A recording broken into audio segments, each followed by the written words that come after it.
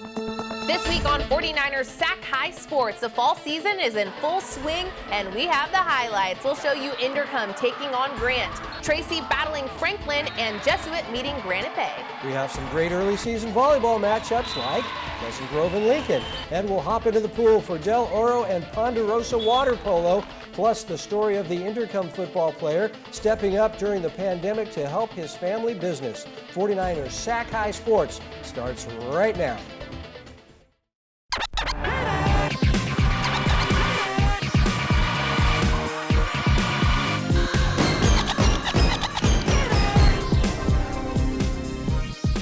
To 49ers Sac High Sports. I'm Aubrey Tolliver. And I'm Robert Bronstein. The smoke last week canceled many football games throughout the weekend, so some of those teams making up the games on Monday night. That's right. Merced and Great Gorey originally had their game scheduled for Friday. The two teams meeting at Veterans Stadium in Merced Monday night for the makeup game. It's the Bears and Jaguars in Monday Night Football.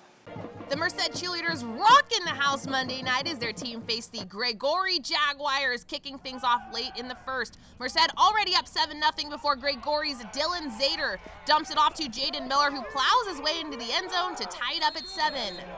The first quarter winding down here. Seth Scheidt throws a crosser to Evan Perez. Perez fighting for yards after the catch and getting taken down by a pack of Jaguars. 2 plays later, we pick up the drive in the second quarter. Scheidt hands it off to Chase Smith, and the sophomore weaves through traffic on his way to pay dirt. The Bears back on top, 13-7.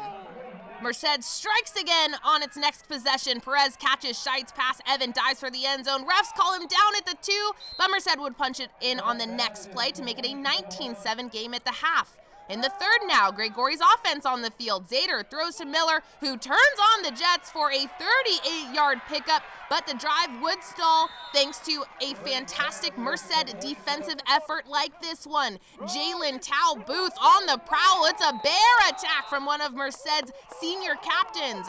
The Merced student section and band hyped up from kickoff to final buzzer, pumping up their fellow Bears. Scheidt drops back, fakes a long throw, goes for a little run. The Bears QB leading his team in rushing yards at the end of this one. Next play on the option, Scheidt hands it to Smith, who cannot be stopped on his way to the end zone. 26-7 Bears on top. Final quarter, the Jags at midfield. Zader launches a perfect dime to Reggion Foster. The sophomore never breaks stride on his way in for a 61-yard score. That makes it a 13-point game, but that was all the Merced defense would allow. The Bears offense tops off the scoring with a Ryan Lee punch-in. 33-13 the final in Merced Monday night, and Bubba Nichols was in the house. The Merced high school softball star turned Olympian, showing off her silver medal from the Tokyo Olympics. Merced goes to 1-1 on the season behind an even Bear attack. Nick Pecoraro here as Lower Lake from the North Coast section visits Vacaville Christian on Friday. We get started with some defense. David Martinez just blows this play up. Plays like that would set the tone for the Falcons, who get on the board in the first. On 4th and 20, if you're going to go for it, might as well go for it all. Hunter Jackson puts one out of the reach of the defender, and Dominic Ruff says, I got it from here. 33-yard score puts the Falcons up 6-0. Second quarter, it's Ruff again. This time, he returns the favor and sets the table for his QB to get himself into the house from short distance. Jackson finishes the job and punches it in from a yard out. And what type of sorcery is this? Jackson on the hold for the point after, but no, he shovels it back to Ruff for the 2-point conversion. Falcons up 14-0. The next Vacaville Christian drive sees Wesley Cryer spinning into the end zone to give his team a 22-zip lead at the half. Third quarter, it's Cryer again, this time from 16 yards out. It's almost as if they practice that play regularly. It's 28-0 Falcons. Then, Jackson again, airing it out to his buddy William Verdon. And he was running, all the way down to the 30. That play would set up Bryce Pasdell for a 12-yard score. Stretching across the goal line, give me all 6 of these. Vacaville Christian has posted 2 straight shutouts and allowed just 6 points over its 3-0 start.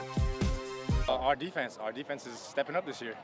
You know, we got a lot of new guys, but they're putting in the work and they're competing with our seniors. I'd also like to say that the offense, the chemistry is getting better. We're starting to connect on plays. You know, the defense has been just shut out the whole time. defense, chemistry, it's all there. What's the ceiling for this team? There isn't one. There isn't Sky's one. the limit. Sky's the limit. We're going up.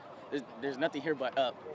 The Green Machine from St. Mary's High School is ready to see its girls volleyball team win over the defending 2019 section champions, the Ripon Christian Knights. First set, Cambria waits, gets the dig, Keely Hummel sets it up for Caprisa Brock, and boom, St. Mary's with the early lead. The Knights looking to take control. Emily Van Groningen to Jenna Hoffman to Avery McMurray, who deflects it off 3 defenders for the point. It's a 14-12 Rams lead. Waits with a nice sliding dig. Hummel, then Audrey Arnaudo from the back row. St. Mary's goes on to take the first set, 25-17. Ava Van Groningen, Mercedes Lara, Emily Van Groningen off 1 foot, and the Knights take the 6-4 lead in the second. But the energy in the gym is so electric, doesn't take long for St. Mary's to get back that momentum. Freshman Eliana Carroll stuffs it. Next point, Sophia Merchant, the dig, Hummel, the long set to Waits, and Cambria with a hot hand all night long, but Ripon Christian is battling back. Jordan Vanderveen to Laura, to Emily Van Groningen to tie the set at 24. We're playing to extras. Next point, Laura gets the block to take the 25-24 lead, but it was all for naught. The Rams coming back to take the set. The Arnaudo, Hummel, and Waits trio tie it up at 25, and they go on to win it 27-25. Set 3, Merchant, Hummel, Arnaudo, and Audrey smacks it home. This game belongs to the Rams. Caprisa Brock with the block, and the Rams pick up their first win of the season in electric fashion. The Green Machine posing for a picture after cheering their girls to victory. Waits with 17 kills in the Rams' 3-set victory over Ripon Christian. I'm Mark Wills at the Lodi and Jesuit water polo contest. Lodi's Braden Enter at the point, fires a long shot, and it's good, 1-0. Jesuits' Logan McLaughlin breaks free from the group, scores in the corner. Lodi ties the game up at 3 when Sam Myers gets the pass from Guy Hine, then Myers puts it in. Second period, watch how quickly things could change. Jesuit on the attack, but goalie Evan Peterson makes a great save and passes it deep to a wide open Braden Enter. 5-4 Flames. The team captain's going off. Jesuit will go into the break up 7-5 thanks to this pass by Keegan Moore. And Chuck Jolly times it off the pass and redirects it in. In the third, a cross-pull pass to Keegan Moore, and he knows what to do with it, blowing it past the keeper, 8-5 Marauders. Okay, this has to be a play now because Jesuit really knows how to work it. Devin Chamarga lobs it towards the goal, and Moore smacks it in. There's a steal by Chamarga of the Marauders, who gets inside the 2-meter area and slams it into the goal. Jesuit makes it a 14-5 game when Ryan Kress loses the handle, gets it back, and puts it past the keeper. One more time, Jesuit's Jolly rises up and slams it off the back of the net. Big second half for the Marauders, who outscored Lodi 9-3. Moore for Jesuit had 5 goals, and Enter had 6 for Lodi. Time now for the Players of the Week. Our first player of the week is Namir Brown Sanger from Weston Ranch. The Cougars quarterback scored 3 times and combined for over 250 yards in the thrilling 2-point victory over Mountain House last week. Namir even had 2 sacks on defense. Our second player of the week is Jade Light from Pleasant Grove. Jade had a whopping 23 kills in the Eagles' 5-set victory over Whitney, while also racking up 12 digs. Jade Light and Namir Brown Sanger, this week's Players of the Week. Sanford Healthcare brings us important tips each week so athletes can perform at their very best. Here's 49ers team physician Dr. Tim McAdams with this week's Stanford Health Tip. So you got on your bike during COVID, crashed, and landed on your shoulder? Well, commonly this can result in either a dislocation or separation of the shoulder. What's the difference? Dislocations involve the glenohumeral joint. This is the main ball and socket of the shoulder. These can be in different directions and usually involve injury to the labrum or rubbery bumper around the socket. Dislocations need to be reduced or put back in place, then either therapy or surgery to repair. Separations, on the other hand, involve the acromioclavicular joint. This is the connection between your collarbone and shoulder blade.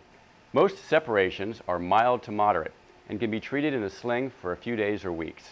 Coming up, our first SunPower Electric game. It's a battle between 2 of the top teams in Northern California, Pittsburgh and Folsom. Then it's Vanden and Vacaville meeting on the volleyball court when 49ers Sac High Sports returns. The team approach that Stanford Healthcare took with my diagnosis was really the reason why I'm able to be where I am today.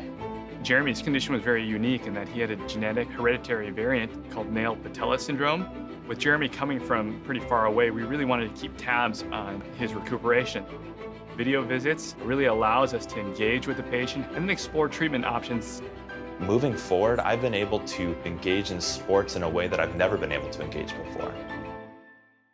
At Tracy Toyota, we're not just devoted to selling cars. We're committed to our community. We're donating $100,000 to help local organizations in Tracy. We call it Champions Thinking Heroes, like the Tracy Family Resource Center, who serve the local community. To reach our goal, we'll donate $50 for every vehicle sold. Check out our great lineup of new Toyotas. Our certified used cars come with a 7-year, 100,000-mile warranty.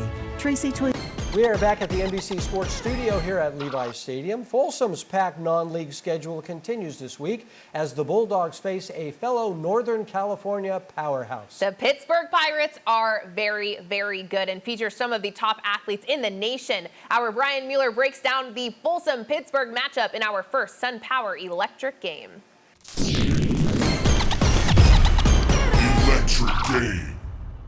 Robert, Aubrey, you guys said it best. These are two powerhouse teams, which makes it fitting that it's our SunPower Electric game. Now, Folsom is off to another great start. They're 2-0 and have scored 56 points in their 2 wins. As for Pittsburgh, this is actually their season opener after their game last week was canceled due to poor air quality. They are led by outstanding junior quarterback Jaden Rashada, who threw for a little over 400 yards and 8 touchdowns last year. As for Folsom, senior Tyler Tremaine has already thrown for 11 touchdowns in 2 games, and his favorite target, Rico Flores Jr., has caught 5 of them, along with 110 receiving yards. Our SunPower Electric game on a beautiful Saturday night at Prairie City Stadium. Actually, the second time Folsom has played this week after beating Jesuit on Monday. Scoreless in the first quarter, Tremaine throws it on a line to Mason Norberg, 28-yard TD catch, and it's 7-0. Early second now. The Pirates, they came to play as well. Charles Brown Jr. takes it to the outside, extends it just enough to cross the plane, and we are all tied up at 7. Back comes Folsom. Tremaine work in the middle and finds Justin Arnez for the score. Bulldogs bounce back for a 14-7 lead. But Pittsburgh not showing any signs of rust early in their first game, particularly Brown Jr. showing off a vast repertoire of moves here.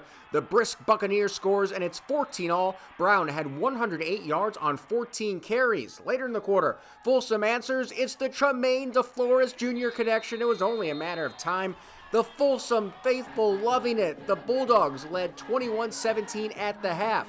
Third quarter, after a Bulldog field goal, they pad their lead some more. Tremaine to Lucas Wolf, who does a little spinning before scoring. That's 4 TD passes for Tremaine, and it's 31-17. Fourth quarter now, Pittsburgh trying to make it a one-possession game. Fourth down, inside the 25, but it's another Tremaine making a play. His twin Josh Tremaine with the clutch sack to end the threat. And let's just keep this Tremaine event going. Tyler icing the game with his 5th TD toss, this one to Walker Lyons. He had a big game too, with 11 catches for 140 yards. That makes it 38-17 with 5 minutes left, and that would be the final. Folsom wins twice in 1 week to move to 3-0. It was a really big win for our team, just the confidence being built up. It was more than big. We needed it, and now we got a break before Oak Ridge. We'll come ready.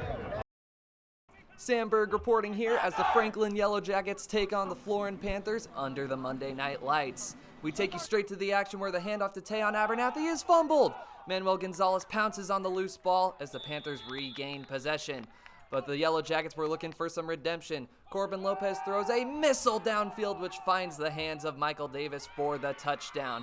The Yellow Jackets would take the 7-0 lead, and that score would hold throughout the remainder of the first half. Jumping to the third quarter now where the ball is handed off to DJ Harden as he breaks a tackle, jukes the defenders, and even juked out our cameraman a little bit as he takes it all the way to the house for the touchdown. The score would be 14-0 for the Yellow Jackets as he does a nice little salute for his teammates. But the Panthers fans are not losing hope as they're trying to breathe some life into their team. But tonight was all Yellow Jackets. Tayon Abernathy takes the handoff and scampers into the end zone for the touchdown. The Yellow Jackets go all pedal to the metal tonight as they increase their lead to 21-0. But they were not done yet. Lopez takes a snap and fires another deep pass to Michael Davis, and he is gone. No one is around to catch him as he takes it all the way down the sideline for his second touchdown of the night. His teammates swarm him as the Yellow Jackets would take the dub here tonight. The Lopez and Davis combination was working wonders as the Yellow Jackets defeat the Panthers by a score of 27-0.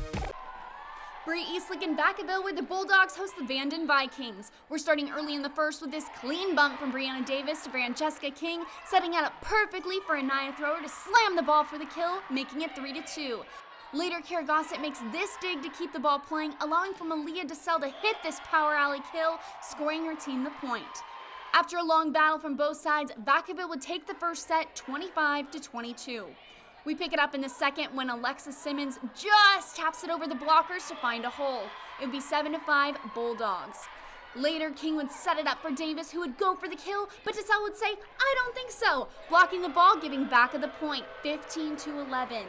With the Bulldogs still in the lead, here's Simmons once again hitting the ball, ricocheting off the blocker's hand. Vaca's point, 19-13. Simmons will go on to lead both teams with 9 kills. Bulldogs held their lead the whole second set, but the Vikings kept battling. Kelsey Wall hits this liner, but Johnson picks it up. But that's okay, because it doesn't take long for Wall to get another set and finish what she started. Vaca would take the second set 25-21. Early in the third set, Mackenzie Godin gets to show off her strength, making this kill. With that speed, nobody was able to touch it. Next, with Vaca in the lead, 8-2, the Vikings try and close the gap with this nice shot from Lauren White. But that wouldn't shake Vaca, for they would end up gaining a 12-point lead, putting them at 18-6. They would continue to add with this light hit by Johnson, just perfectly placing it out of reach for the Vikings. Vanden was not ready to give up. Summerlin, Spencer, and Davis would provide multiple points for the Vikings, with 3 aces starting a comeback for Vanden. Then there's this rally with Davis making a one-arm save, helping set it up for a Spencer kill. But it wouldn't be enough, and the Bulldogs would come out on top 25-21, taking the match in 3 straight. Coming up, you'll meet this week's inspirational athlete is Toi Tatafu from Inderkum High School. But first, take a look at our girls volleyball top 10 poll.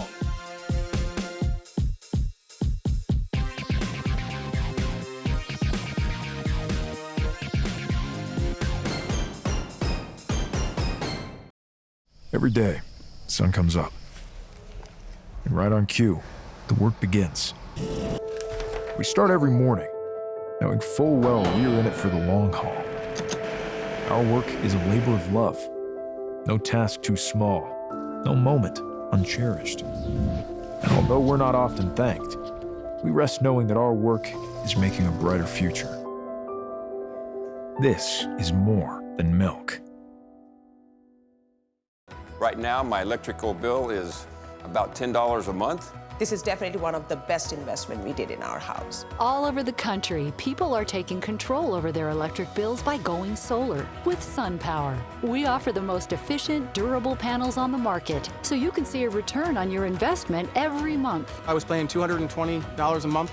Now I pay about $22 a month. Right now, 49ers faithful get a $1,000 Visa reward card from SunPower. Go online today. Toyota, with you all the way. 49ers Sackeye Sports is brought to you by these fine companies who care about high school sports. By Stanford Healthcare, #1 in Northern California for orthopedics. And by SunPower, proud sponsor of the San Francisco 49ers.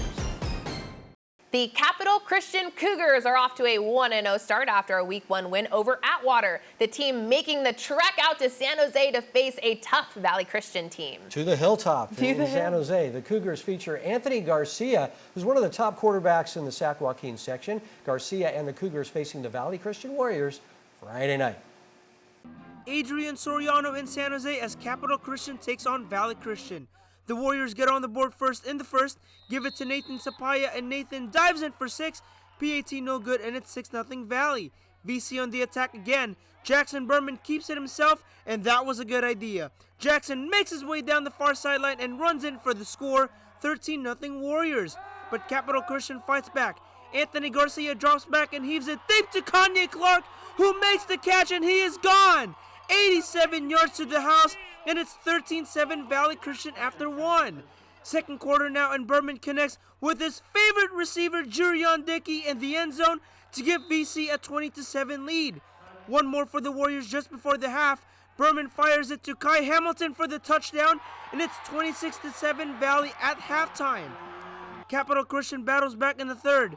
Garcia throws it deep in the end zone for Kanye Clark, who hauls it in with three defenders around him. 26-13 Valley Christian. The Cougars force a 3-and-out. Then Cameron Sampson gets the punt and sprints down the sideline all the way to the 30-yard line. Then just a few plays later, Garcia scrambles to the far sideline and finds Clark for the third time in this game to cut the deficit to 7. Valley Christian looking for an answer, but Sampson gets to the quarterback for the sack. The Cougars get the ball back just before the end of the third quarter.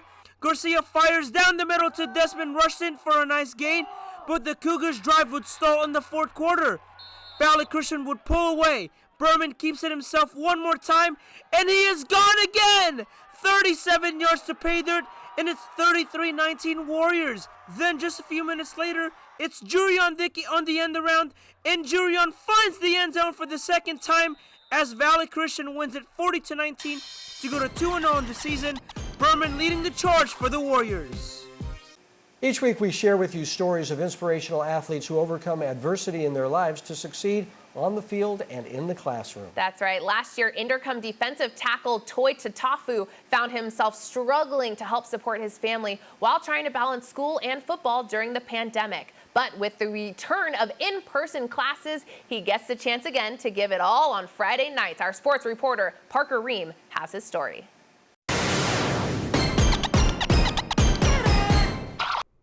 It's 6 a.m. in Sacramento. The sun is barely rising, but a day of work has just begun.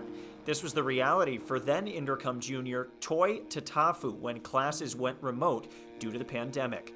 Toi would help his dad when staffing shortages as a result of the pandemic put his father's business in a tight spot. And we'll pour concrete, then I'll come home, and then I'll take a shower, and I just try to log on to school. In addition to his dad needing his help, his mom needed it even more. She struggles with gout, which leaves her oftentimes unable to walk without a walker and makes it difficult to do daily tasks around the house. I would help my mom, I would clean, cook, get her medicine ready. Sometimes I would bathe her, help her bathe. And I told him, I'm more important than anything else in the world. But I know it's important for Toi to focus on school and football. But when the time came for classes, he didn't have that time. I was like everywhere, and it was just hard trying to balance all of it, but. The shift to Zoom was tough on many students across the country, but ultimately when it came time for Toi to open up his laptop, his home life ended up taking priority. Tatafu was exhausted, regularly struggling to make it on time to his classes, sometimes not even making it to them at all. Even football practice, which would normally be an escape, took a back seat. He takes care of mom at home and his family in general, and he takes care of his teammates the same way. I don't think Toi is a guy that there's not much he wouldn't do for you. During a year where most people had too much time on their hands, Tatafu felt he had almost none. I can learn from Toi on how to deal with some of that stuff in the way that he does. Always has a smile, always has a joke ready for you, just ready to go to work. But his teammates say that's just the type of person he is. He's like a kind person, like, you know, he'll help a homeless person, like, you know. He's never been the type to like turn down like help. If you need help, Toi's like the person to ask for sure. Even though there's like sometimes hard times at home, I'll always come to school happy. Always come to school happy, or at least try.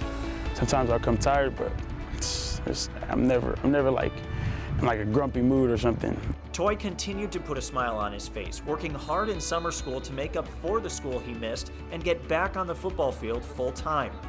After a year of dedicating his time to others in need, Toi is focused on leading Inderkum to a successful season as his time on the high school football field nears its end. I'm gonna miss it. I'm gonna miss it a lot. His advice to those that were or may be in a similar situation is to cherish every moment. I say just keep your head up, and every minute counts. Because it can pass you by no matter what situation you're in. It was like halfway through sophomore, and I was like, oh, you know, we're out of school, having fun. Next thing I know it, bam, I'm a senior. Time flies, but Toy says it's how you use and appreciate that time that makes the difference. It's just time. It's take time for granted, honestly. So I just say just try to do your duties and don't waste any minute. We're coming right through here. Reporting in Sacramento, Parker Ream, 49ers Sac High Sports. All right, let's run it. Thank you, Parker. We will see Toy and the rest of the Inderkum Tigers in action against Grant a little later on in the show. Coming up, Jesuit takes on Granite Bay for our Game of the Week. Then it's Rockland and Nevada Union on the volleyball court when 49ers Sac High Sports returns. Bang, bang, Niner gang. Touchdown! San Francisco! We gon' get out what we got mad at. Many have tried, but many have failed. The 49ers got the livest fans in the NFL. I tried to tell them we back and we never left and we got heart. Levi Stadium starting to feel like Candlestick Park. Who are we? Bang, bang, Niner gang. Niner gang. Bang, bang, Niner gang. Niner gang. Bang, bang, Niner gang. Niner gang. We got next. We ready to flex. We're ready to rock. Headed to the top. We got next. Can't settle for less. I'ma need your best. So give it all you got. Kennedy Schoenauer makes space with 4 defenders around her and fires from 31 yards out and hits it perfectly. Can't settle for less. I'ma need your best. So give it all you got. We got next. Number 1, numero uno. Front page in the news. Yeah, now you know. For the win, blood, sweat, tears in the gym. Harder than the rest. We are back with this week's Game of the Week. The Granite Bay Grizzlies are off to a hot start. The offense scoring 94 points in their first 2 games. Running back Jace Latson has a lot to do with that offensive production. Yeah, they're doing great. Jesuit playing Granite Bay Friday night on a short rest after battling a tough Folsom team Monday night. The Marauders looking to get in the win column with the win over the Grizzlies in the Game of the Week. The Granite Bay student section is glowing as their Grizzlies take on Jesuit Friday night. This is the Grizzlies' first play from scrimmage. Hand it to Jace Latson, and Jace cannot be stopped. That's a 50-yard touchdown run to open up scoring for Granite Bay, but Jesuit would tie it up with 2.5 minutes left in the corner. Preston Vukovic connects with Jackson Hagopian. Touchdown, Marauders. This one is tied at 7. Granite Bay at midfield here. Watch out for Kai Wallen gobbling up that quarterback. Then on the next Jesuit drive, picking it up in the second quarter, Vukovic drops back and launches it. Hagopian laying out for the amazing catch. What a play. I think we'll see that one in the Play of the Week segment. That leads to a Kai Santos 5-yard punch in. The Marauders take the 7-point lead and would score once more before the half when Vukovic from 14 yards out connects with Wallen. The score at halftime is Jesuit 21, Granite Bay 7. Wallen was rocking it on both sides of the ball for Jesuit. The Grizzlies rumbling back. The Jesuit pass is intercepted by Josh Koibian. Zach Annis picks up the loose ball and takes it to the 19-yard line. Next play, Noah Mitchum under center. The lefty finds James Stabbert at the 1. James falls in for the touchdown. It's now a 1-score game, but the Grizzlies just could not hold up the Marauders as Garrett McGriff gets the handoff, breaks through the line, and goes off. Say goodbye to McGriff as he goes for a 60-yard run all the way to the house. That closes the door on the Grizzlies. 28-14 the final in Granite Bay. The Marauders catching up with Joe Davidson from the Sacramento Bee. This is a relieved bunch of Jesuit Marauders. We're going to talk to some of the guys here. There's Kai Santos. Not only does he have the best hair, is this the best hair in the whole section right here? You guys, you get handled on Monday, and then you play a short week. They score on their first touchdown, or their first play, but then you guys kept coming back. What's it say about your team's resolve? Our mentality is we can get hit, but we're going to come back even harder. Then you have the 50th Holy Bowl coming up. It's going to be more fun. Oh, definitely. Last year we couldn't have fans out there, but this year we know it's going to be packed. It's going to be a great time. Good. And always starts with a good quarterback. Tough game on Monday. Short turnaround. What do you think of your guys, and what does this win show that you guys can do? Yeah, I'm super proud of the way we played. Came back from a hard loss, but we picked up the energy. Brought it all. Tough first half or start of the second half, but we brought it back. Took the dub. Good. And we're looking for, there he is, and this guy is a rush end. He's on special teams. He's chasing the quarterback. He's catching touchdown passes. Tell us a little about you and what people have to worry about you and this team. It's a team. Our team is just crazy. We like you said, tough game on Monday, and we came out. This is a big game for us. Our JV season, winning against Folsom, coming back, and we got smacked. And this is just a big game for our seniors, and I think we played a great game. And this is a team effort for sure.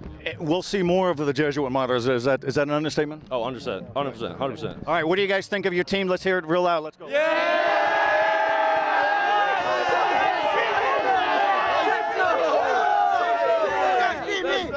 We head over to Nevada Union. Parker Ream here bringing you the Thursday night highlights as they took on Rockland, trying to keep the Thunder quiet. The Miners got off to a fast start. The ball gets to the outside here. Delaney Sparks demolishes it, but an excellent block by Koya Porter gets the point. 5-2 Nevada Union. But when have you really ever heard of quiet thunder? That's because there isn't any. Avery Gottschalk with a little give-and-go action. Cassidy Guevara, the bump and kill, keeps Rockland in the first set. They'd storm back, even taking the lead 15-12 here, and they'd add on Guevara to Keza Smith, who sends it home 16-12. But don't count out Nevada Union just yet. They go on a run of their own, tied 22 apiece. Delaney Dunbar to Porter to Danny Tragg right here with a good awareness to tap it over the outstretched arms of Rockland blockers. They take the first set 25-23, but the Thunder would come roaring to life in the second. Megan Hundemer tries to set up her teammate, but Alexa Watts says, "I'll take that, thank you very much." Rockland takes the second set 25-22. They continued the dominance into the third. Olivia Erlinson with the dig. Guevara sets to the captain. Delaney Sparks with the kill. But a familiar face wanted to get back in on the action. Great dig here again by Erlinson. Guevara again, but this time it's Watts on the receiving end with the power. Sends it to the corner. Rockland rolls in the third, 25-17. Let's jump to the fourth. First point, Alexa tries to get the kill, but can't get it to fall, but that's what teammates are for. Smith comes up with the block, and they wouldn't look back. They were off and running. Dunbar serving now. A beautifully placed ace extends the Rockland lead to 15-5 at that point. And this was the dagger. McKenna Williams to Guevara, and Lainey Mayema finds the open space as Rockland takes the fourth set and the match. They win 3-1. Coming up, Tracy travels to Elk Grove to take on Franklin. Then it's Vacaville Christian and Lower Lake as 49ers Sac-High Sports rolls along. Welcome back to 49ers Sac-High Sports for our next matchup in Elk Grove with Tracy and Franklin. Both the Bulldogs and Wildcats had their games last week canceled due to the smoke, so these guys are itching to get back on the field. Tracy features Dwayne Thomas Jr., who scored 3 times in the Bulldogs' first game. Franklin of Elk Grove finished 3-0 in the COVID-shortened season last spring, but each team looking to get its first win of the 2021 season in the game played on Friday night. Tracy Area Sports coverage is presented by Tracy Toyota off Freeway 205 in Tracy, with you all the way. Tracy traveling to Franklin of Elk Grove, looking to get their first win of the season. First quarter, we go. Wildcats on the move, but Khalil Walls stops them in their tracks. Nice play on the ball to get the interception, but Franklin would hold the Tracy offense. So we get to them back on offense. Wildcats break through. Ian Peoples finds a seam, and see ya, he could go all the way. Wide open field in front of him, a 42-yard run for the touchdown for the junior. 8-0, Franklin strikes first. Ensuing kickoff, and there were fireworks from Tracy. Dwayne Thomas Jr. gets the kickoff, and there's blockers. I had to speed it up because he took it all the way to the house for the score. The Bulldogs trimmed the Franklin lead 8-7. Look at that speed. Tyreek Hill-esque. But they weren't done driving. A lengthy drive puts them on the one and sets up Austin Hosey for the 1-yard score, 14-8 at that point. And they continue running. If it ain't broke, don't fix it. And the wheels Thomas Jr. has are working just fine. Some trickery from the Bulldogs. He gets it on the end around, and he's in for the touchdown on the highlight for a second time, 21-8. We jump to the late second. Franklin opening it up with the passing game. Camden Greer finds Brady Clemens for the 30-yard score. A nice catch right there by Clemens falling down. We head into the half 21-14, but Hosey wasn't done. He added another one-yard touchdown, but he needs to pad his stats. Get this man a long touchdown, 68 yards all the way to the end zone. 35-14, Tracy extends their lead up 48-14. Now late in the fourth, the defense pitched a shutout for basically the entire second half, but Franklin kept fighting. Vaughn Bernard finds Jack Rose for the score, 48-20, and that would be the final. Thomas and Posey combined for 5 touchdowns as Tracy gets their first win. Well, excited, it's what we work hard for in the summer. Every day we work out 3 times a day. We were grinding for it. We knew it was coming. Just had to go get it, you know what I mean? Nick Pecoraro checking out Cosumnes Oaks at Christian Brothers on Monday. Fun fact, Falcons coach James Todd and Wolfpack coach Lisa Fowkes are engaged to each other, so the loser of this game has cleaning and cooking duties for the rest of the season. Needless to say, a lot was at stake on Monday. First set, we've got Gigi Hurley driving one right down the line as Brothers take the first set, 25-23. To the second we go. Janiyah Jackson starts to heat up for the Wolfpack. Her teammates call her Naya because she just annihilates everything that comes her way. Wolfpack evens things up at 1 game apiece. In the third, Julia White gets in on the action for Christian Brothers, who takes set 3, 25-19. And in the fourth, it's that Miss Jackson lady again doing work. The Wolfpack took a commanding 21-10 lead in the fourth, but the Falcons would come all the way back to tie it at 25. Hurley sends it to extra points right here, but a long set point would fall in favor of the Wolfpack. We're going 5, ladies and gentlemen. In the decisive fifth set, Michaela Ross puts her imprint on the Pack attack, but Christian Brothers would make one last push. Kimora McKechnie punches one down the middle to bring it to 13-11, but Cosumnes Oaks will finish this one off with who else but Janiyah Jackson, who had a game-high 26 kills. Pack survives. Coach Todd and Coach Fowkes still love each other, and Jackson spoke about the importance of a tough early road win.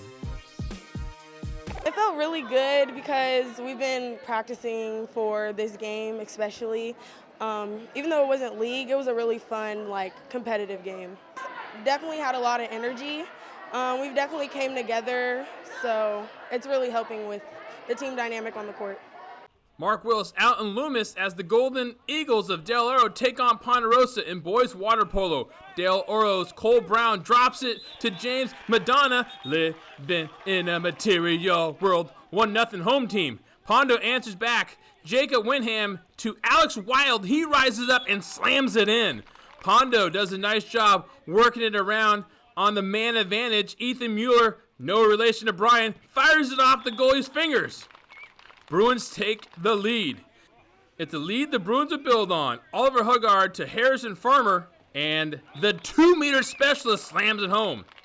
Pondo would lead at the half. In the second half, it was more of the same. Ponderosa on the break. Alex Wood with a great outlet pass to Farmer, who gets it, and the junior knows what to do with it. Loads up, rises up, and whips it good. Dio not giving up as Jake Shiro does a push shot over the goalie's head. Golden Eagles down 8. But Pondo is just too much for Dio. Down low it goes. Anthony Benedetti spins and fires it in. Bruins will go on to win big. Ponderosa's Benedetti had 7 goals and Mueller added 6. Each week we present the Scholar Athlete Award. This week's Scholar Athlete Award goes to Simran Lalian from the Granite Bay girls volleyball team. Simran sports a 4.7 GPA and earned an international baccalaureate degree, which basically means she's very, very smart. She really is. Coming up, Central Catholic of St. Mary's in our second SunPower electric game. Then it's the Ponderosa girls battling Del Oro in the pool. This is 49ers Sac High Sports. We'll be right back. At Tracy Toyota, we're not just devoted to selling cars. We're committed to our community. We're donating $100,000 to help local organizations in Tracy. We call it Champions Thanking Heroes, like the Tracy Family Resource Center, who serve the local community. To reach our goal, we'll donate $50 for every vehicle sold. Check out our great lineup of new Toyotas. Our certified used cars come with a 7-year, 100,000-mile warranty. Tracy Toyota, with you all the way. Many have tried, but many have failed. The 49ers got the livest fans in the NFL. Try to talk, we back, we never left, we got starting to feel like candlestick. Bang, bang, Niner gang. Bang, bang, Niner gang. to the NBC Sports Studio here at Levi Stadium as we introduce to you the teams competing in our second SunPower Electric game. The Central Catholic Raiders travel to Stockton to take on the Rams from St. Mary's. Mark Willis breaks down the matchup. Electric game. When you think of these two schools in the southern section, you think of Central Catholic of Modesto and St. Mary's of Stockton. They meet up in the Holy Bowl. The Rams lead the series 9-6. Last week's starter Cruz Herrera is not playing tonight. They will lean on their junior quarterback and the defense. As for the Raiders, they love to pound the rock. Don't be surprised to see Aiden Taylor and Julian Lopez get a heavy workload in the game. Well, there's nothing else to say besides it's the SunPower Electric game. Let's get to the action. The St. Mary's fans getting into the Holy Bowl action. First play from scrimmage, St. Mary's gives it to Paulie Maffey, and the junior breaks free. Down the sidelines he goes into Raider territory, cutting up the turf. That would set up Jaden Marshall for the end around, and he bounces it outside, and around the corner he goes for a 28-yard touchdown. Just like that, 7-0 Rams. Central Catholic does not waste any time getting on the scoreboard. Why? Well, I'll tell you why. It's Nolan Crossdale. He's a speedster, making a man miss, avoids the kicker, and he's gone for a 93-yard kickoff return.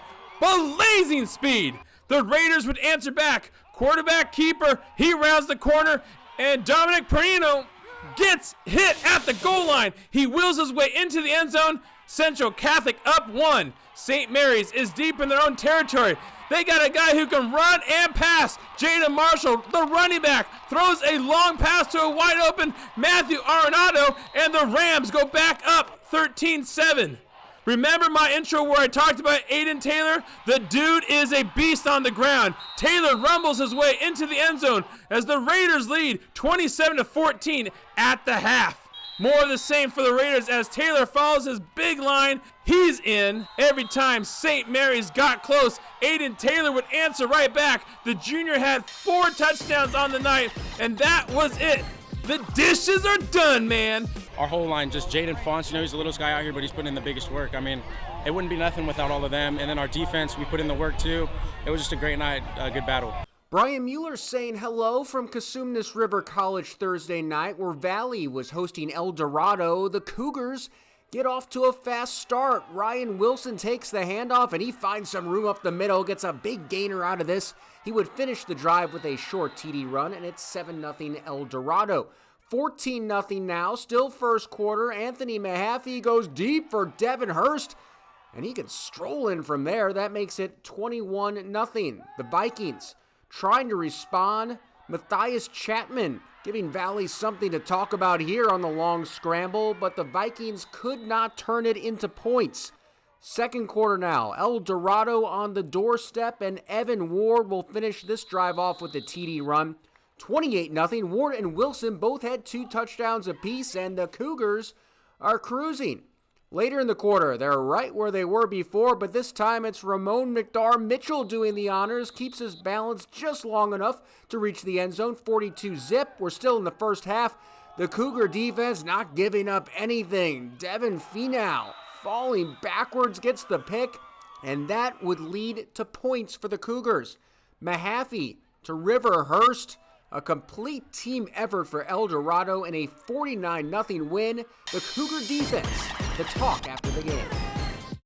The way we work together and how we communicate, and we've got so many good players on the team, including all of our D linemen, our linebackers, our safeties, and they're all just clicking together, and I would say that we're one of the best defenses in the league just because we work together so well.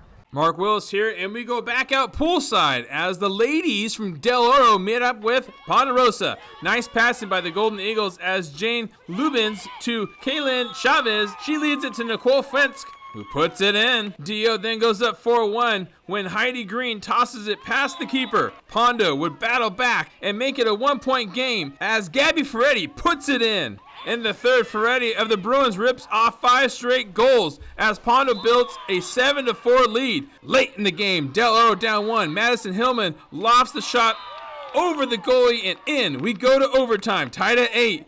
In overtime, Pondo would win 10-9. Cheyenne Belair finishes off the day with the goal. Lubin scores 3 goals and Ponderosa's Ferretti had 6.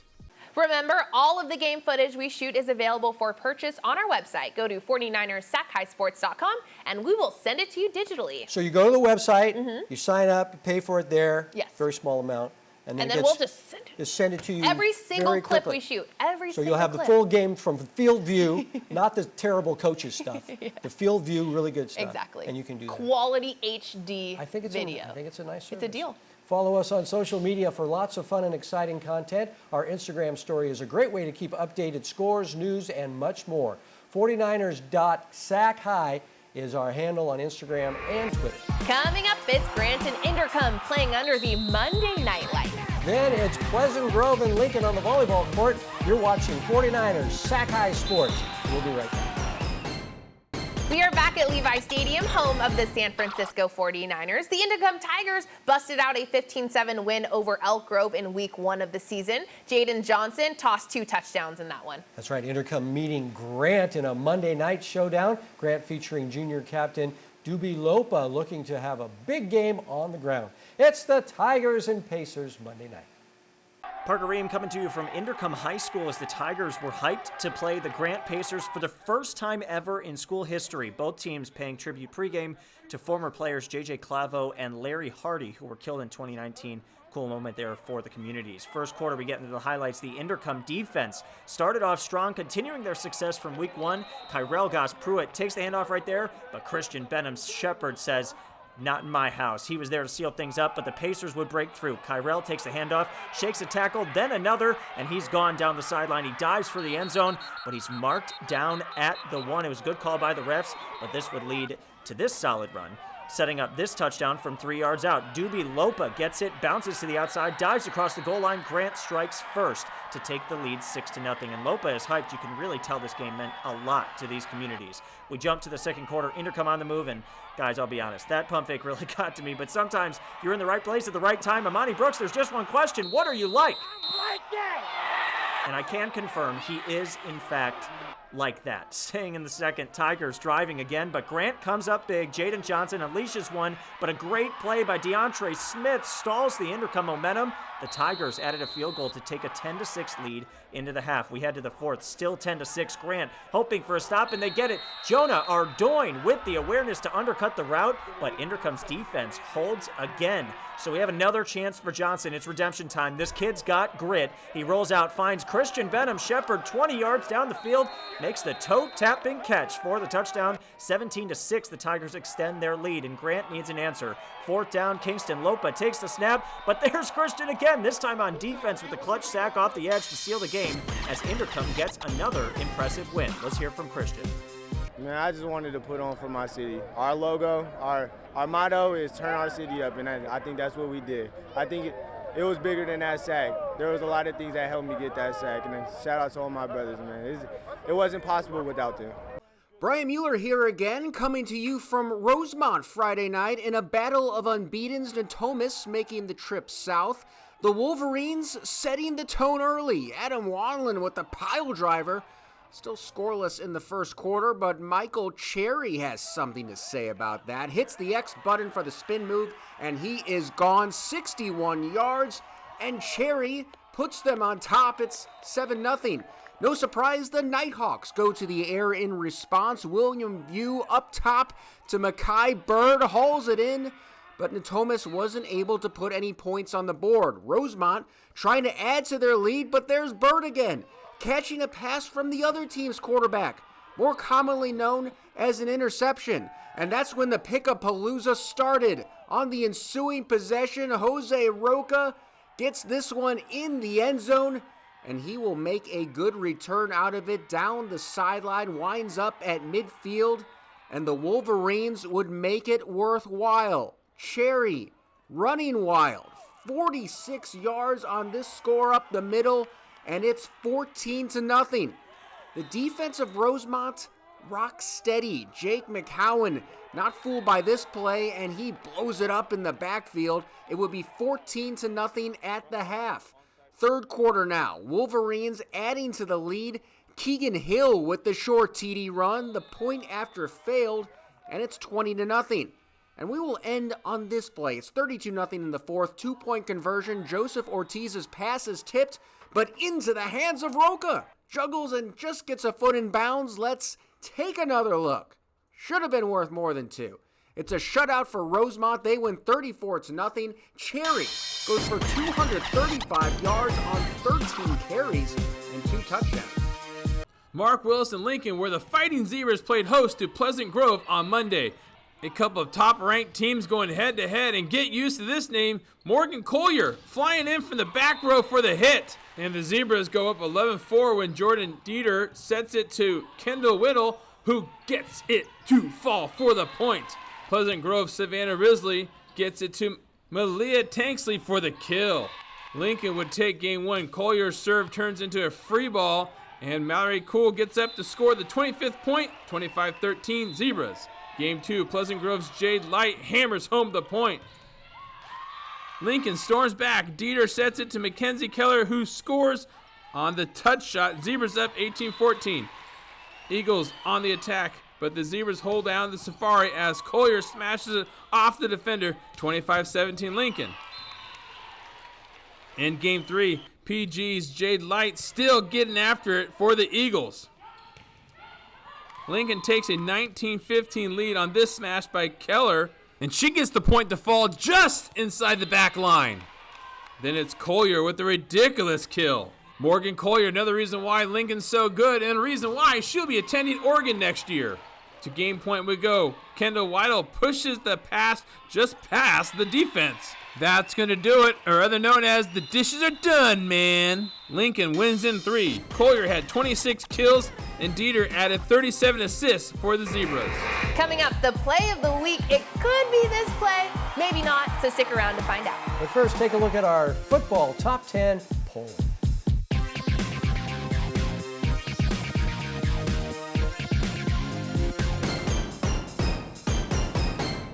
Time now for the play of the week. First off, we'll count down the contenders and then award the play that we thought was the best of the best.